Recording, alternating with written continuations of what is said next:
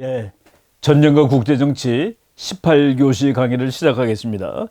우리가 지금 전쟁의 원인 중에서 국가 사회적 차원을 지금 계속하고 있는데, 오늘이 국가 사회적 차원의 여섯 번째 강의가 될 것 같습니다. 이번 시간은 국가의 정치 체제, 경제 체제, 그것이 전쟁에는 어떤 영향을 미칠까? 아주 쉽게 얘기하면은 민주주의 국가는 평화적일까? 독재 국가는 전쟁을 잘하는 것일까? 그리고 자본주의 국가가 전쟁의 원흉인 것일까? 아니면은 사회주의 하는 나라가 전쟁을 더 자주 하는 것일까? 이런 질문들이 전부 바로 국가 차원의 이론인데, 오늘 그래서 제목을 정치 경제 체제의 속성과 전쟁, 어떤 체제가 전쟁을 잘 하는지, 자주 하는지, 이런 등등 말씀을 드리도록 하겠습니다. 우리가 지난 시간에 조금 모자라서 이제 시간을 이번 시간으로 밀렸는데, 여자들이 다 이 세상에 대통령이 되고 그리고 또 국무총리가 되면은 전쟁이 없지 않을까라는 그런 이론이 있습니다. 여자들이 세계 보는 나라에 대통령과 수상이 된다면 그런 세상은 평화의 세상이 될까? 이것도 요즘 페미니즘하고 국제정치 이론이 막 결합되면서 열심히 연구하는 그런 주제가 됐습니다. 그런데 전쟁은 보면은, 전쟁에다가 우리가 전쟁이 남자냐 여자냐라고 붙이라면 누구나 다 전쟁은 남자라고 얘기할 겁니다. 우리가 이제 꼬마들 태어나가지고 몇 살 안 됐을 때 남자들은 가지고 노는 장난감이 전부 무기입니다. 총 그런 것들 갖고 놀죠. 그리고 여자애들은 인형 갖고 놉니다. 그것이 바뀌면은 전부 다 이상하다고 생각을 하죠. 그래가지고 전쟁은 엄청나게 남성적인 성격을 가진다라고 이해를 하고 있는데, 그러다 보니까 여성주의 정치학을 공부하는 사람들이 이제 반론을 펴는 겁니다. 이게 이 세상이 너무나도 남성적으로 지배를 받고, 그리고 국제정치학 자체가 남성적이다 보니까 이 세상에 전쟁이 끊임없다라는 그런 말을 하는 것이죠. 미국 군인들한테 말이죠, 제일 열받게 하는 말이 야, 이 소녀 같은 놈아, 그러면은 제일 열받는 겁니다. 내가 남자로서 이제 군대 훈련을 하러 왔는데 잘못하면 미국 교관들이 이 거리라고 그럽니다. 이 여자 같은 녀석이라고 말이야. 근데 그러면 막 열받아가지고 훈련을 더 열심히 하게 하고 그러는 것이죠. 여러분들이 여기 조금 나이 드신 할머니 한 사람 볼 텐데, 이분이 앤 티크너라는 아주 유명한 학자입니다. 주디스 앤 티크너라는 교수인데, Gender in International Relations, 국제 정치에서의 성이라는 제목의 이제 개론을 쓰고, 그 주제의 파이어니어라고 말할 수 있는데, 저 사람이 뭐라고 얘기를 했냐면은, 여러분들 우리 국제 정치학 책 중에서 아주 유명한 책이 한스 모겐스 교수가 쓴 Politics Among Nations, 저희 강의 시간에 여러 번 소개를 한 책입니다. 저분이 뭐라고 얘기냐면, 이 책을 읽어보면은 이 세상에는 남자들만 살고 있는 것 같아. 여자는 단 한 명도 살고 있지 않는 세상의 이야기일 뿐이야. 그게 바로 지금 우리가 오늘 말씀 잠깐 드리려는 주제입니다. 국제정치학의 거의 바이블적인 교과서를 읽은 이 교수님이, 이 여자 교수님이 이 책에 보니까 세상에는 여자란 단 한 명도 살고 있지 않은 것 같아. 그런 세상의 이야기를 쓴 것 같아. 여러분들이 그러면 이게 젠더하고 국제관계라는 것이 어떤 의미겠구나라고 이제 감을 잡으실 수가 있을 것 같습니다. 지금 제가 얘기하는데 매스큘리니티, 남성성이 전쟁의 원인이라고 보는 거죠. 우리가 저도 이제 장교 훈련을 받을 때 유교 훈련 이런 거, 공수 훈련 이런 거를 하게 되면은 배지를 줍니다. 그 배지를 하나 여기 달고 있다라는 사실은 엄청나게 자기 자신을 프라우드하게 만듭니다. 그래가지고 우리나라 군인들 훈련 받고 난 다음에 증을 줘요. 그 증을 주면은 그 증을 가져가야지 이제 날개는 공수훈련이 이제 비행기에서 몇 번 뛰어야지 그걸 줍니다. 그리고 또 유교 훈련 마크도 있고, 이런 거를 이제 달고 다니면은 아주 우쭐하게 되는데, 여러분들 여기 미국의 공수부대, 우리나라 장교들 중에서 가서 미국 공수 훈련을 마치고 와서 저 마크를 달고 온 사람이 이거 달고 다니면서 상당히 자부하는 그런 모습들을 볼 수가 있습니다. 옆에 있는 그림은 뭐 유격 훈련인데 정말로 그 어려운 훈련이죠. 이런 것들이 전부 이 남성을 상징하고, 전쟁은 남성을 상징하고, 국제 정치도 바로 그 남성을 상징하는 것처럼 돼 있다라는, 이제 여성과 국제 정치를 주장하는 사람들이 저런 얘기를 하고 저런 연구를 하는 겁니다. 그래서 이제 우리가 이제 한번 가설을 세워보는 겁니다. 이 세상 모든 정치가들을 여자로 바꾼다면 그 세상은 전쟁이 훨씬 적어지고 평화로운 세상이 될 것이다 라고 이렇게 어썸션, 가설을 만들 수가 있죠. 왜? 남자들보다는 여자들이 전부 다 더 평화적이고, 그리고 또 싸움하는 것보다는 대화를 더 선호하는 것 같다고 보이니까. 그런데 이 주장이 맞는 주장일까? 저는 맞는 주장이라고 말하기는 어렵다라고 얘기를 합니다. 그런 이유는 여기서 이제 이론이 하나 더 나와야 되는데, 대통령을 하는 여자가 있다. 그 여자가 대통령까지 올라가기 위해서는 엄청나게 권력 투쟁을 해야 될 겁니다. 그러니까 투쟁의 속성이 있는 사람들, 권력에 대해서 야심이 있는 사람들이 어느 나라든 수상도 되고 대통령도 되는 것이죠. 그러니까 여자가 되었더라도 그 사람은 대단히 공세적이고 권력적일 것이다라고 가정을 할 수 있습니다.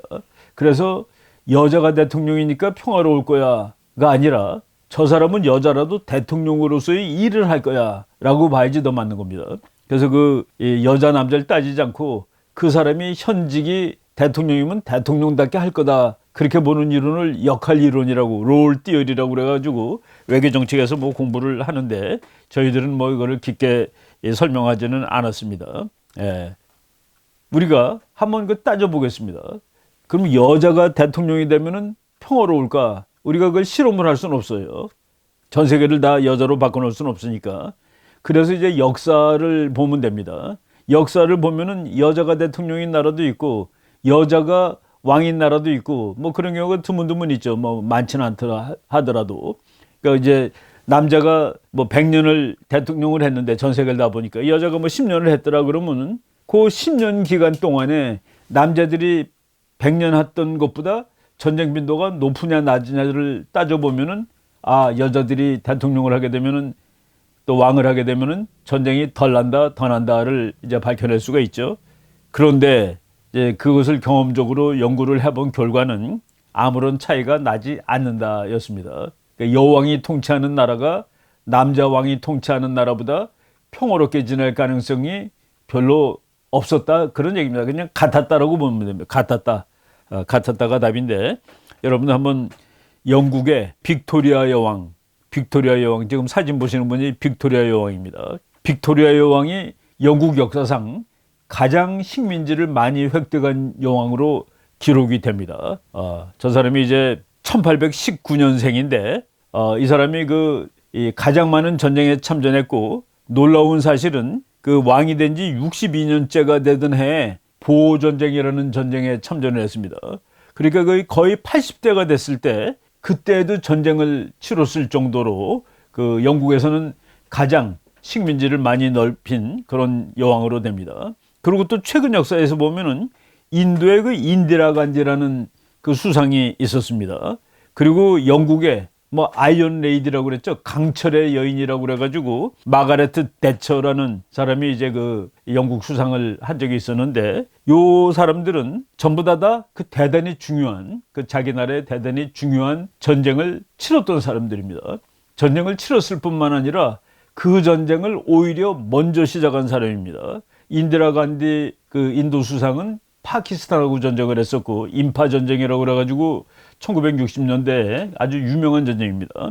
그리고 저쪽 마가레트 대처 수상은 1983년에 아르헨티나와 포클랜드 전쟁을 벌였던 그런 유명한 수상이죠. 그런데 재미있는 것은 인디라 간디하고 마가레트 대처 수상이 상대했던 반대편의 나라의 대통령들이 전부 다 육군 대장 출신의 군인이었습니다.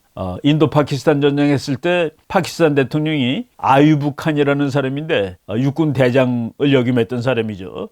그리고 마가레트 대처 수상이 싸웠던 아르헨티나 대통령이 카스테이 대통령입니다. 이름이 긴데 레오폴드 포르투나토 칼티에리 카스테이라는 이 사람도 대장 출신입니다. 여기 뭐 아예 사진이 군복을 입고 있는 사진으로 나오죠. 그러니까 여자 정치가가 남자 대장 출신의 대통령하고 맞싸워서 차라리 선제 공격을 하는 이런 전쟁을 치렀다라는 그런 아주 유명한 사례가 됩니다.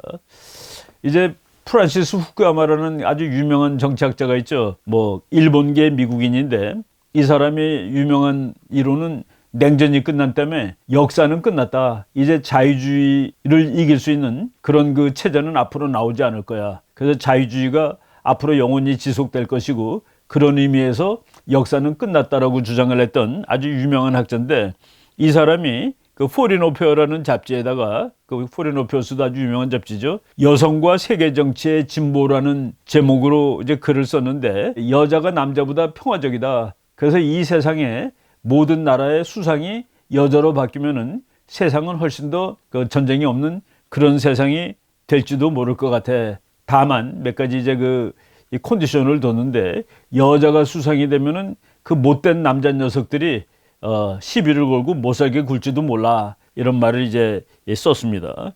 근데 이 논문을 보고서 재미있는 것은 그 앤티크너라고 지금 여러분들이 그 사진 보셨던 그 교수가 당신이 그렇게 그런 식으로 글을 쓰는 것 자체가 여자를 무시하는 것이야. 여자하고 남자가 다르다라고 인정하는 거 아니야? 그 자체가 틀린 것이야 라고 이제 비난을 했습니다. 그러니까 여자와 남자가 별 다를 바 없다라고 이제 주장하는 것이 그 젠더 앤드 인터내셔널 릴레이션스를 주장하는 그런 사람들의 견해인 것 같습니다. 예, 그런데 이제 결론을 내리자면은 여자들이 대통령 된다고 해서 더 평화롭지는 않다가 지금까지 연구된 사실의 그 답이다라고 보시면 되겠습니다. 예, 우리가 그 지난 시간에 이 부분을 커버를 했어야 되는데 못했기 때문에 그냥 이번 시간에 지금 다시 이제 보충을 했습니다. 그리고 이번 시간 그 원래 주제가 정치 체제, 경제 체제는 전쟁과 평화에 어떤 관계가 있는가. 그래서 민주적 평화론이라는 아주 엄청나게 큰 이론이 있습니다. 민주주의 국가들은 자기네들끼리는 적어도 전쟁하지 않는다라는 이론이 그 데모크라틱 피스 티어리라고 그래가지고 제가 그 시사 강의에서도 여러 번 얘기를 한 적이 있습니다. 자본주의는 더 공격적일까? 이제 좌파 사람들은 다 그렇게 생각하죠. 미국이 저렇게 싸움 잘하는 이유는 저게 그 자본주의 국가라서 그래. 자본주의 국가고 자본주의는 필연적으로 제국주의가 될 수밖에 없지. 그리고 제국주의 국가는 전쟁하는 거 아니겠어? 라고 보는 겁니다. 바로 그런 주제들을 전쟁과 관련시켜서 연구하는 거죠. 그러니까 정치체제, 경제체제는 그 나라가 전쟁을 더 잘하고 못하고 그러는데 영향이 있는가라는 그런 주제들을 최근에 많이 공부를 하고 있습니다. 그래서 제가 제 책의 이 챕터 제목을 보면은 민주주의 국가들은 평화적일까? 예, 민주적 평화론이라는 이론이 90년대에 정말 그 대이론입니다. 박사학위 논문도 정말 수십 편, 수백 편 나왔을 거예요. 책도 이제 많이 나왔고. 그런데 민주적 평화론은 민주주의 국가들은 평화스럽다라는 얘기는 아닙니다. 우리가 그거 혼동하면 안 되는데 데모크라틱 피스 티어리는 민주주의 국가들은 전쟁을 하지 않는다. 지네들끼리는. 그러니까 양쪽이 다 민주주의 국가면은 그런 경우는 전쟁하는 경우를 못 봤다라는 사실을 발견한 겁니다. 여기에서 이제 무슨 일이 나오게 되냐면은 저 민주적 평화론이 90년대, 80년대 후반에 미국에서 가장 큰 국제정치 이론으로 발전하면서 미국의 그 대통령이라든가 미국의 정치가들이 아하, 이거 정말 끝내주는 이론이네. 그러면은 자기가 대통령이 된다며 이 세상에 있는 국가를 다 민주주의로 바꿔버리면은 그러면 세계에는 평화가 오겠구나 라는 생각하고 연결이 되는 겁니다. 그러니까 부시 대통령 같은 경우에 이란, 이라크, 북한 이놈들은 악의 축이야. 이놈들은 독재 국가야. 요거를 민주국가로 바꿔놓으면은 그러면은 전쟁이 확 줄어드는 것이죠. 그런 사명감을 가지고 그 나라를 민주주의로 바꾸는 것이 내가 할 일이야 라고 생각하게 되는 그런 이론적 기반을 이제 제공한 것이 민주적 평화론입니다. 근데 민주적 평화론은 다시 강조하듯이 민주주의 국가들은 전쟁하지 않는다가 아니라 민주주의 국가들은 자기네들끼리 전쟁하지 않는다. 자기네들끼리는 안 한다는 그런 얘기입니다. 그래서 민주주의 국가들 중에서 전쟁을 쉬지 않고 하는 나라가 미국이죠. 그리고 우리 역사를 보면은 전쟁을 정말 거의 끊임없이 한 나라가 프랑스하고 영국인데, 물론 그 옛날에 그 나라를 민주주의라고 할 수 있느냐라는 데 대해서 이제 의문이 있겠습니다만은 상대적으로 다른 나라들보다 민주주의였던 나라임에도 불구하고 영국, 미국, 프랑스 등이 전쟁을 결코 덜하지 않았다라는 얘기를 합니다. 제가 이것도 한번 소개했던 책인데, 미국 외교의 거대한 환상, The Great Delusion, 이게 바로 민주주의를 만들면은 평화가 올 거야 라고 생각하고 미국의 지도자들이 엄벙덤벙 전쟁에 빠져드는 것, 그것이 거대한 환상이지 라고 이제 주장했던 이런 책입니다. 여기 보면은 아예 민주적 평화란 그 자체가 이론으로서 맹점이 많은 이론들이야 라는 그런 그 비판도 많이 이제 기록을 해놓고 있는 책입니다. 여러분들이 공부를 정말 한번 깊게 해보겠다 하는 사람들은 읽어볼 만한 책이라고 권유를 하겠습니다. 민주적 평화론 중에 아주 유명한 사람이 그 브루스 러셀 교수라는 사람인데, 그 사람이 그 대표적으로 민주주의 국가들은 결코라는 말을 썼습니다. 결코 서로 싸움하지 않는다. Democracies almost never fight each other. 거의 싸우지 않는다라는 얘기를 했고, 잭 리비, 이거 제 지도 교수인데, 잭 리비 교수는 민주국가들이 서로 싸우지 않는다는 사실은 거의 경험적인 법칙 수준에 이르고 있다. 여기서 임피리컬 로, 경험적인 법칙이라는 것은 거의 그 자연과학에 나오는 수준까지 올라간 것을 말합니다. 한 60%가 그래, 70%가 그래가 아니라 이거 100%야. 항상 그렇지. 그거를 이제 법칙이라고 그러는데, 로라고 합니다. 로. 국제정치학 이론이 참 그 자연과학보다 훨씬 정확하지가 못한데도 불구하고 민주주의 국가들끼리 싸우지 않는다는 이론은 거의 법칙 수준까지 올라갔어 라고 이제 얘기를 합니다. 여러분들이 지금 사진 보시는 분은 글래디치라는 노르웨이 학자인데, 이 사람이 민주국가들이 싸우지 않는 것은 법칙 수준이 되었는데, 국제정치에서 전쟁에 관해서 법칙이 두 개 있다는 겁니다. 하나는 국가들은 붙어있는 경우에 싸운다. 국가들은 주로 인접국가와 싸우는 경향이 있다. 이는 거의 법칙 수준이에요. 두 번째 법칙은 민주주의 국가들은 서로 싸우지 않는 것은 그것도 전쟁의 법칙, 두 번째 법칙이다 라고 얘기하고 있습니다. 근데 그거는 사실 그 경험적으로 보면 그런 것 같아요. 100%라고 얘기하긴 그런데, 이 세계의 전쟁, 제가 이제 전쟁 공부하니까 학생들이 물어봅니다. 교수님, 어떤 나라들이 전쟁해요? 그럼 90% 확률로 맞출 수 있는 게 붙어 있는 나라들이야. 그럼 90% 정답입니다. 그래서 오늘날 우리가 중국이 우리랑 잘 지낼 수 있다라고 생각하는 것은 90% 확률로 엉터리다 하는 그 얘기입니다. 우리가 만약 앞으로 100년 동안에 우리가 통일한다고 가정하고, 통일한 다음에 100년 동안 전쟁을 한 번 하였다. 그것이 중국일 확률이 90%다라고 보시면 됩니다. 거의 법칙 수준의 이론인데, 그 다음에 10%가 아마 일본이겠죠. 우리나라가 통일을 이룩한 다음에 100년 동안 전쟁을 한 번 하였다. 그 한 번이 중국일 확률은 90, 일본일 확률은 10%라고 말씀드릴 수 있습니다. 필리핀일 확률 0입니다. 페루일 확률 0입니다. 우리나라는 통일된 다음에 우리가 안보 대상은 중국 아니면 일본이다라고 생각하면 되는 것이죠. 그런데 왜 90%냐? 왜 100%가 아니냐?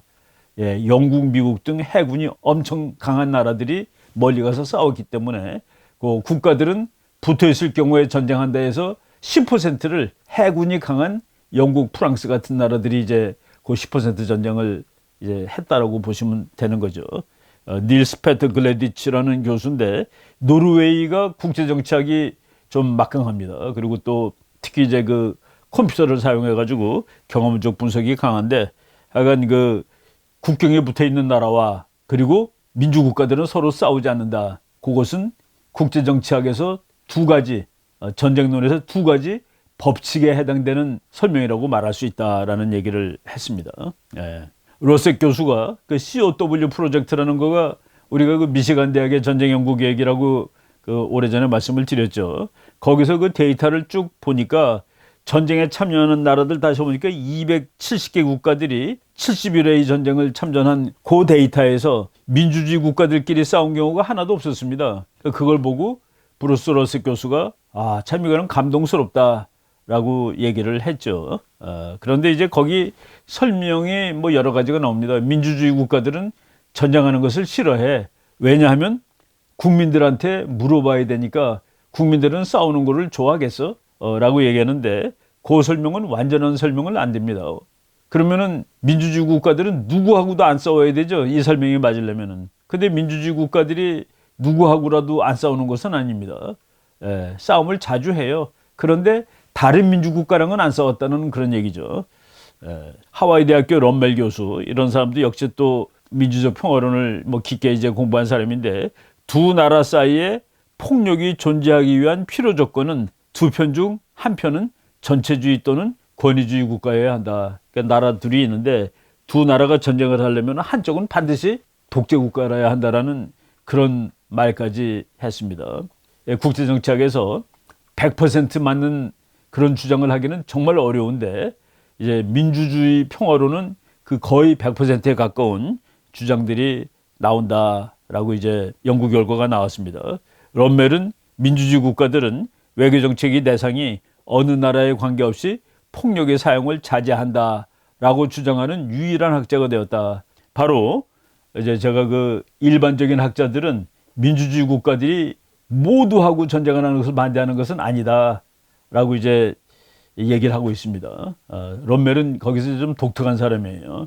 그러다 보니까 이제 민주주의 평화론의 그 하나의 설명하는 내용으로 민주주의 국가는 국민들한테 전쟁할 거냐 물어보고 하니까 안 한다라는 것은 그렇게 그 설득력 있는 이론은 아니다는 얘기입니다. 국민들이 전쟁하기를 싫어한다면은 독재 국가랑도 안 싸워야지 맞는 것이 되는 것이죠.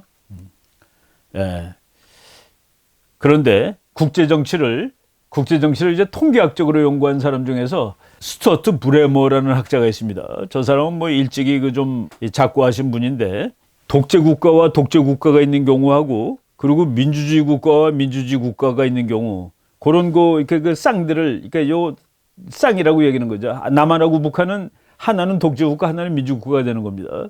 그리고 또 중국하고 북한은 둘 다 독재 국가 이런 식으로 그 쌍들을 쭉 연구를 해봤는데 한편이 민주주의 국가가 있을 때 그런 국제 관계는 민주주의 국가가 아닌 나라들끼리 있는 경우보다 전쟁이 일어날 확률이 4분의 1밖에 안 된다. 즉 독재 국가끼리 있는 경우에 전쟁 발발 가능성은 민주국가가 껴있는 경우보다 한 4배 정도 높았다라는 사실도 발견한 적이 있었습니다. 그리고 뭐 또 이제 브레메 교수가 찾아낸 그 뭐 팩트에 의하면은 1816년부터 1988년에 이르는 동안 그러니까 이제 170여 년 동안 민주주의 국가들이 전쟁에 47번을 참전을 했는데 그중에서 패배한 경우는 8번, 나머지 38회의 경우는 이겼다. 그러니까 민주주의 국가가 전쟁에 이겼다라는 그런 사실도 발견을 했습니다. 근데 이제 이거는 그 나라가 민주주의이기 때문에 이겼다라고 얘기를 하면은 안 됩니다. 민주주의 국가들이 힘이 더 셌다라고 얘기를 하는 거가 맞겠죠. 아무튼 그냥 그 데이터 상으로 민주주의 국가들이 전쟁에 47번 참전한 경우를 보니까 승리가 38, 패배가 8번 이렇게 나왔다라는 얘기입니다. 한 번은 뭐 비긴 거로 치는 모양이죠. 그런데 우리가 이제 민주주의적 평화론이라는 그 이론을 뭐 하도 그 경험 법칙적으로 돼 있는데 우리가 이제 비판을 하자면은 정책 결정 이론을 우리가 지난 시간에 했는데 거기 보면은 민주주의 국가더라도 그 정책 결정이 합리적이 아니죠. 막 엉터리가 있는데 그리고 특히 민주주의 국가들도 전쟁이라든가 국가 위기 시에는 그렇게 그 정책 결정 구조가 민주적이지 않습니다. 국가 위기일수록 정책 결정에 참여하는 사람이 줄어들어요. 그리고 대통령이 뭐라고 얘기하면 또 그냥 대충 따라갑니다.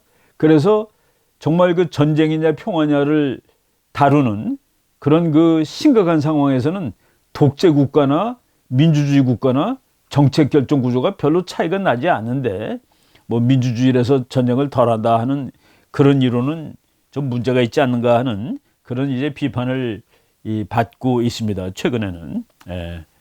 그 대표적으로 브레진스키 교수는 뭐 민주국가 독재국가 이런 걸 안 따지는 사람인데 이분이 그 1986년에 오래된 책이죠. 미국과 소련이 냉전이 한참일 때 어떻게 그 소련하고 싸워야 될 거냐라는 책을 썼던 사람입니다. 저 사람은 카터 대통령의 국가안보 수석도 하고 뭐 책을 많이 쓰고 그런 분인데 최근에 돌아가셨습니다. 2017년에 작고했는데 이 사람한테 누가 물어봤습니다. 학생들이 질문했어요.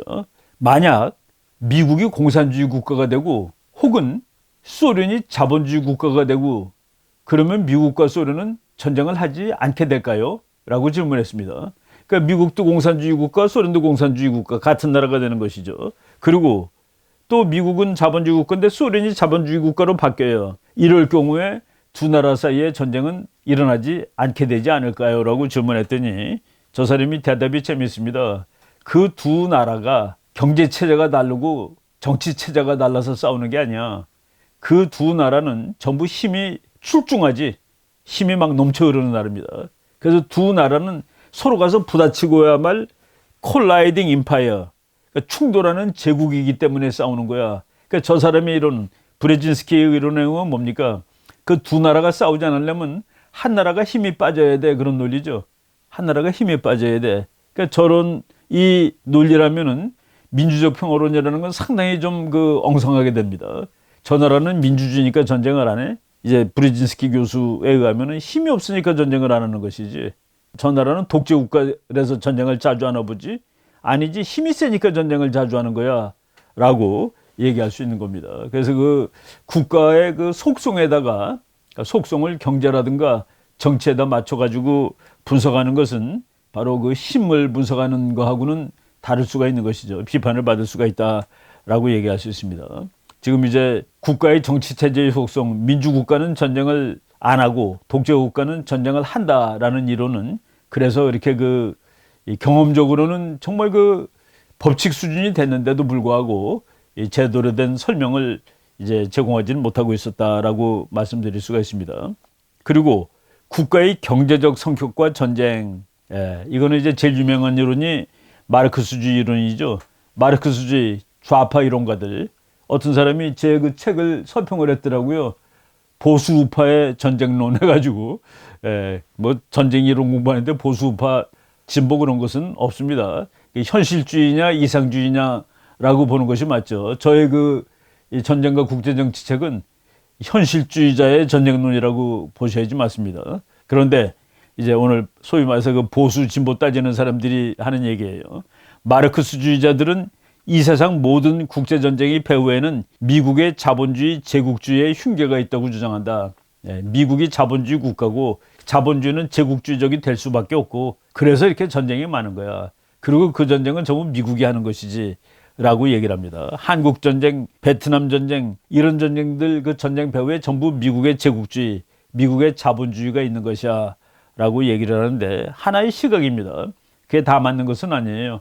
근데 그 소위 진보를 자처하는 사람들은 자기네 거가 다 맞는다고 그러고 자기네 거가 이제 과학적 이론이라고 얘기를 하죠. 그런데 경제적인 조건을 따지는 사람들이 또 있습니다. 막스주의자가 아니라 자유주의자들도 그렇게 얘기를 해요. 자유주의자들은 뭐냐면은 자유주의 시장 경제가 돼야지 전쟁이 안 나는데 그렇지 않아서 중상주의라서 전쟁이 나는 겁니다. 중상주의. 중상주의는 뭡니까? 옆에 있는 나라들이 다 거지가 되더라도 내가 부자가 되는 게 그게 중요한 거야. 머칸틸리즘이라고 그러죠. 그러니까 중상주의는 전쟁의 원인이야. 그래서 자유주의, 자유시장 경제 그것이 평화의 조건이 되는 것이지 라고 얘기를 하는 겁니다. 그래서 그 영국의 그 맨체스터라는 데가 영국의 그 산업이 제일 먼저 발달하기 시작한 데죠. 거기서 나온 이론이 맨체스터 이론이라는 게 있었습니다. 맨체스터 이론은 아주 간단합니다. 여러분, 여러 나라들 우리 장사합시다. 전쟁하지 말고 Let's trade no와 우리 장사합시다. 전쟁하지 말고 그런 것도 경제체제와 전쟁의 관계를 이제 말하는 그런 이론인데 이제 경제체제를 준영하는 이론 중에서 가장 그 큰 이론은 역시 마르크스주의 이론이다라고 이제 우리가 말을 할 수가 있습니다.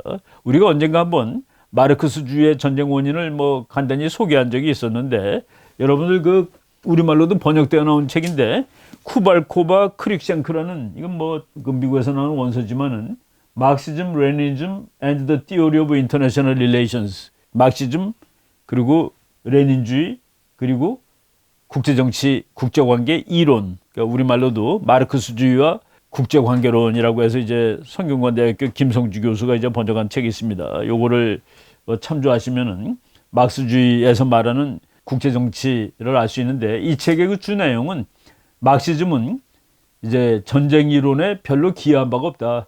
국제정치 이론에도 별로 기여한 바가 없다. 그 이유가 있습니다. 막시스트가 관심을 가진 것은 전쟁이 아니라 혁명입니다. 혁명.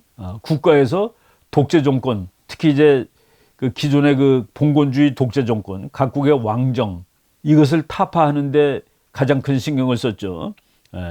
그래서 막스가 살았던 시대가 1800년대인데 그때는 또 외교사에서 보면 외교의 황금 시대라고 얘기를 하던 시대죠. 1815년에 나폴레옹 전쟁이 끝나고 1914년에 1차 대전이 터질 때까지 그 100년 동안의 기간에 유럽에서 큰 전쟁이 없었습니다. 그래서 바로 그 무렵을 살았던 그 막스, 엥겔스 이런 사람들은 전쟁과 경제 체제, 자본주의 체제와 전쟁 관계보다도 혁명 쪽에 더 큰 이제 정열을 가지고 공부를 했다. 그래서 막시즘은 전쟁론이기보다는 혁명론이다라고 말씀을 드릴 수가 있습니다. 이 사람들이 좀 더 다른 시대를 살았으면은 전쟁에 대해서 끝내주는 막시즘이 나왔을 수도 있겠죠. 바로 이런 그 시대적인 문제점이 있다라고 이제 보시면 됩니다. 그래서 막시스트 중에서 국제관계, 전쟁론에 가장 큰 기여를 한 사람은 레닌으로 칩니다. 레닌. 여러분들 레닌 책들 우리나라에 번역이 다 돼 있는 정도인데 조그만 책입니다. 제국주의론이라는 책에 나와 있는데 이 제국주의론이 바로 마르크스주의 중에서는 국제정치에 가장 큰 기여를 한 책이다라고 볼 수가 있습니다. 그런데 이제 국제정치하고 전쟁관계는 아니고 그냥 군사이론이라든가 군사 그 자체에 대해서 엥겔스는 연구를 많이 했습니다. 그래서 엥겔스가 전쟁과 평화를 어떻게 봤느냐라는 소개한 책인데 엥겔스가 전쟁에 관해서 쓴 그 논문들 이걸 전부 다 인쇄를 하면은 촘촘한 인쇄를 할 경우에도 2,000페이지가 넘는다고 합니다. 그리고 엥겔스는 그냥 자기 동료 그 좌파학자들 사이에서 장군이라는 별명도 가지고 있었다라고 이렇게 돼 있습니다. 다만 2,000페이지나 되는 그런 그 긴 글을 썼음에도 불구하고 그것이 마치 그 자본론처럼 이렇게 한 권으로 자본론이 한 권은 아닙니다만은 자본론처럼 이렇게 통합돼 가지고 전쟁론 이런 식으로 발간되지는 않았습니다. 그래서 그 마르크스주의자들이 전쟁 및 군사 문제를 연구했습니다만은 체계적으로 이렇게 인쇄된 그런 학술 자료는 보이지 않는다라고 이렇게 되어 있습니다. 요거는 제가 그 갈이라는 사람이 쓴 Philosophers of Peace and War, 전쟁과 평화의 철학이라는 책에서 막스 엥겔스 부분에서 보고서 이제 인용을 한 겁니다. 그 레닌이 제국주의론에서 이제 그 전쟁을 밝혔는데 레닌이 저 책을 쓰게 저 책 두껍지 않습니다. 하룻밤 열심히 읽으면 다 읽을 수 있는 책인데 이 사람은 이제 마르크스주의에서 그 기본이 뭡니까? 자본주의가 제일 발전된 나라에서는 혁명이 나고 말 거야 라고 이제 주장을 하죠. 그런데 자본주의가 제일 빨리 발전된 나라는 영국인데 영국에서는 도대체 이게 공산혁명이 일어날 기미가 안 보이는 거예요. 오히려 그 러시아의 공산혁명이 나기 전에 쓴 책입니다만은 러시아는 자본주의가 가장 덜 발달된 나라인데 거기서 공산혁명이 무르익고 있었습니다. 그 무드가. 그래서 왜 자본주의가 발달한 영국에서 공산혁명이 일어나지 않는가를 설명하는데 영국의 노동자들이 정말 화가 나는데 영국은 그 노동자들의 그 분노가 이제 폭발하게 되는데 이 폭발을 막는 방법을 영국은 아는구나. 뭐냐면은 외국에 나가가지고 시장을 넓히는 겁니다. 그리고 외국에 나가서 자원을 획득해 오는 거예요. 그래가지고서 자본주의가 발전함에 따라서 분노가 극에 달한 영국의 노동자들이 영국의 식민지로부터 오는 그 물자와 돈과 시장 때문에 일단 혁명을 안 일으키고 시간을 끌 수가 있구나 라고 생각하는 겁니다. 그래서 자본주의가 발전한 나라들이 혁명이 자꾸 뒤로 연기가 되는 거예요. 그러니까 자본주의가 발달하게 되면 결국은 외국으로 나가야 됩니다. 그러니까 레닌은 모든 자본주의는 결국은 제국주의로 가지. 그런데 가다 보니까 이제 더 이상 가서 식민지가 없어요. 식민지를 이미 먼저 나간 나라들이 다 차지해 버렸어. 그래서 자본주의가 비교적 늦게 발전한 독일이 이제 독일에서 혁명나게 생겼습니다. 그리고 독일이 혁명나게 생겼으니까 바깥으로 나가가지고 식민지를 획득을 해야 됩니다. 독일 내부의 혁명을 막기 위해서. 근데 나가보니까 이미 프랑스, 영국 이런 나라들이 다 식민지를 가져가 버렸네. 그래서 그 식민지를 다시 식민지 재분배, 식민지를 다시 분배하기 위해서 제국주의 국가는 서로 전쟁을 하게 되었다. 1차 대전은 그렇게 일어난 것이다. 근데 그 1차 대전만 보면은 레닌의 설명이 대단히 그럴듯해 보입니다. 그래가지고 자본주의 발전한 나라들이 제국주의를 해서 혁명이 일어나는 시간을 뒤로 늦추는데 이제 결국은 식민지는 남아있지 않게 되고 그래서 나중에 그 발전한 나라들은 장악할 식민지가 없게 되고 그러니까 기왕에 있던 나라들이 가지고 있는 식민지를 뺏기 위해서 제국주의 국가들이 전쟁을 할 수밖에 없었다라는 아주 그 나름대로 아주 이제 논리가 있는 그런 이론입니다. 그래서 저는 그 1차 대전을 꽤 잘 설명한 책이다라고 보는데 저거가 이제 문제가 뭐냐면은 모든 자본주의의 마지막 단계가 이제 제국주의라고 그랬습니다. 책 제목이 그래요. Imperialism, the highest stage of capitalism. 그러니까 자본주의 발전의 마지막 단계. 지금 제가 말씀드린 대로 그렇게 됐는데 저 책에 의하면은 중국하고 소련이 다툰 걸 설명을 할 수가 없습니다. 중국하고 소련은 왜 싸워요? 둘 다 사회주의 국가인데. 둘 다 자본주의가 발전하지 않은 나라인데. 그리고 옛날에 로마가 자본주의가 고도로 발전된 나라는 아니죠. 옛날에 그리스라든가 칼타고라든가 그리고 나폴레옹 전쟁까지만 하더라도 자본주의가 고도로 발달한 사회들은 아닙니다. 그런 나라들이 싸운 전쟁을 거의 설명할 수가 없다라는 이런 그 맹점을 가지고 있어요. 그러니까 그 1차 대전 하나는 상당히 그럴듯하게 설명할 수 있는 장점을 가지고 있는 이론인데 이것도 이렇게 그 적용 범위가 넓지는 않다. 그리고 레닌이 전 책을 쓰면서 나는 그 임페리얼리즘, 제국주의라는 아이디어를 바로 홉슨이라는 사람 책인데 이것도 참 오래된 책입니다.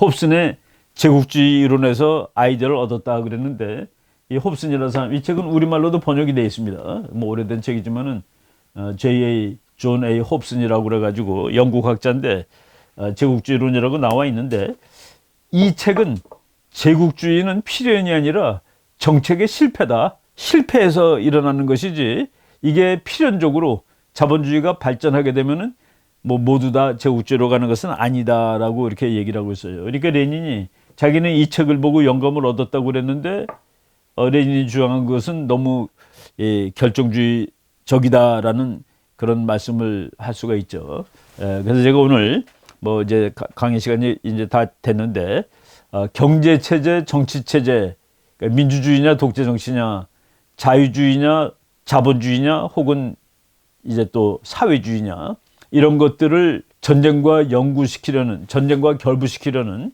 그런 연구들이 많이 있었습니다만은 그리고 이제 특히 세상이 자유주의하고 사회주의로 갈라져서 싸우게 되면서 한쪽에서 이제 그 이론이 크게 각광을 받았습니다만은 전쟁을 설명하는데 그다지 탁월한 기여를 하지는 못했다. 다만 이 현대 정치에서 이것을 신봉하는 사람이 많기 때문에 여러분들이 어떤 이념적 입장을 취할 수 있는 건 자기 자유입니다. 그리고 자기가 보고서 이것이 설득력이 더 많아, 이것이 맞는 거야라고 하고서 이제 자기 그 입장을 정할 수가 있는데 그런 의미에서 제가 그냥 아주 기초 원초적인 소개를 했습니다. 저희 책에 그 관련된 논문 같은 것들 이런 것들이 이제 많이 이제 있습니다. 있으니까 한번 참고하시고 제가 이제 더 자세하게 되면은 시간이 이제 많이 더 끌게 되겠지만은 그래서 그 국가와 사회의 차원은 오늘까지 하고 이제 다음 시간 19교시부터는 또 다른 차원, 국제 체제의 차원으로 전쟁 원인을 옮겨서 이제 강의를 하도록 하겠습니다. 그래서 이제 크게 말해서 전쟁이 세 가지 이유에서 난다고 그랬죠. 우리 인간의 차원이 있고 사회의 차원이 있고 국제 체제의 차원인데 사회와 국가의 차원은 뭐 요 정도까지 하는 거로 일단 그 강의를 하고 다음 시간에 그 다른 부분으로 넘어가도록 하겠습니다. 예, 오늘 뭐 시간이 조금 더 진차된 것 같은데 들어주셔서 감사합니다.